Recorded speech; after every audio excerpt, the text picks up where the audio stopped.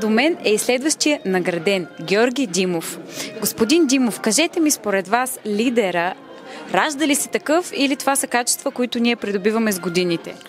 Мисля, че се ражда, тъй като лидерските умения са нещо, което имаш в теб и реално, ако ги нямаш, няма как да постигнеш дадена цел.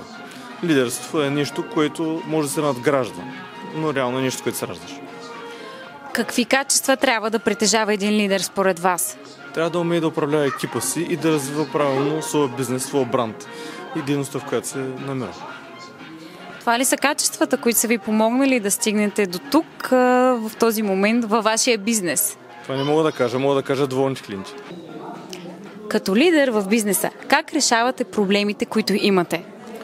Много трудно, тъй като проблемите в днешно време са доста от хора, които нямат желание за работа, до клиенти, които имат прекалено много изисквания, посред сме ние. И за финал ми кажете каква е мисията на вашия бизнес? Мисията на нашия бизнес е да угодим максимално на нашите клиенти, да бъдат щастливи и с удоволствие да използват нашата продукция. Благодаря ви много. И аз ви благодаря.